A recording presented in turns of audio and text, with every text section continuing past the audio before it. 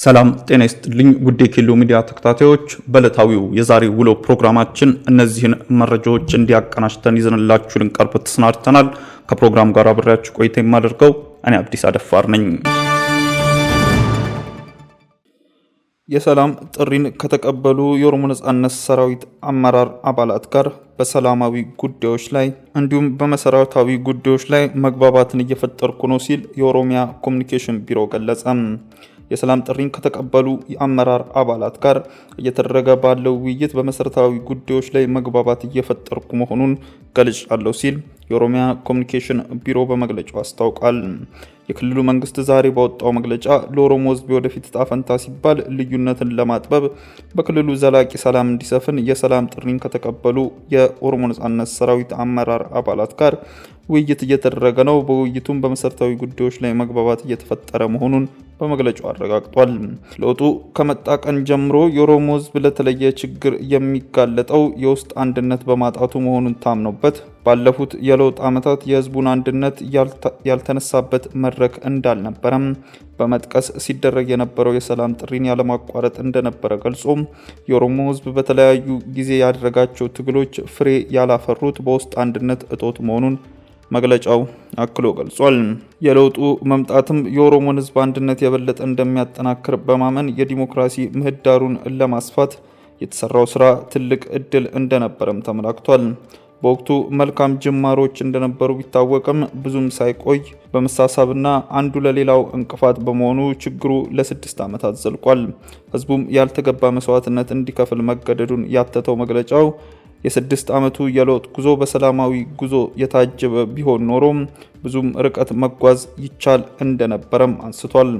ይህ ችግር እንዲቆምና በኦሮሞ መካከል አስተማማኝ ሰላም እንዲረጋገጥ እንደ መንግስትም ሆነ እንደ ብልጽግና ፓርቲ የሰላም ጥሪ ያልቀረበበት ጊዜ የለም ሲል በመግለጫው አንስቷል።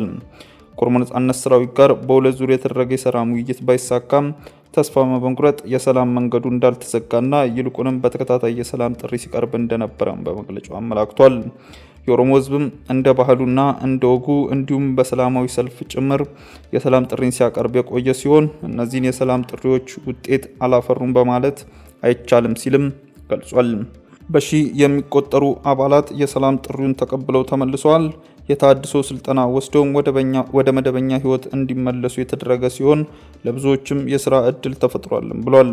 ሰሞኑን በተደረገው ሰላማዊ ሰልፍም በርካታ ወጣቶች የሰላም ጥሪ እየተቀበሉ ወደ ሰላም እየተመለሱ መሆኑን ያብራራው መግለጫው ሰላምን ተጠምቶ የነበረው ህዝብም የክብር አቀባበል እያደረገ ይገኛል ብሏል። አሁንም ለችግሩ ዘላቂ እልባት ለመስጠት የሚቻለው ከቡድኑ አመራር አባላት ጋር ስምምነትና መግባባት ሲፈጠር መሆኑን ከቡድኑ አመራሮች ጋር ያልተቋረጠ ውይይት ሲደረግ መቆየቱን በመግለጫው መጥቀሱን ኢዜአ ዘግቧል።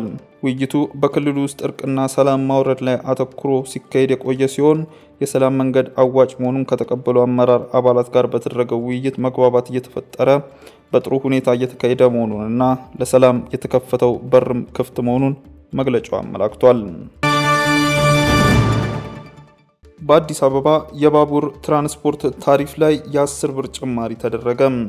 የአዲስ አበባ ቀላል ባቡር ትራንስፖርት አገልግሎት ታሪፍ ከ10 ብር ወደ 20 ብር ከፍ እንዲል ማድረጉን የአዲስ አበባ ትራንስፖርት ቢሮ አስታውቋል። በየቀኑ በ10 ሺህ የሚቆጠር ህዝብ በሚጓጓዝበት የባቡር ትራንስፖርት ላይ የተደረገው የታሪፍ ጭማሪ ከታህሳስ 1 ቀን ጀምሮ ተግባራዊ እንደሚደረግ ቢሮ ገልጿል።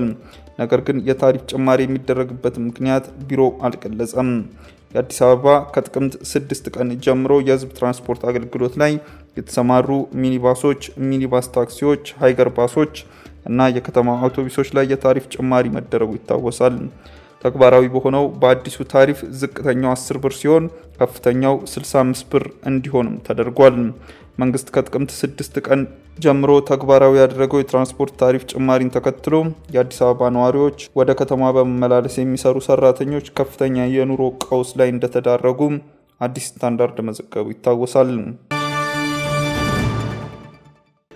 ውድ ተመልካቾቻችን በዕለታዊው የዛሬ ውሎ ፕሮግራማችን ይዘንላችሁ የቀረብናቸው ዋና ዋና መረጃዎች እነዚህ ነበሩ። ከፕሮግራም ጋር አብሬያችሁ ቆይታ ያደረኩት እኔ አብዲስ አደፋር ነበርኩ።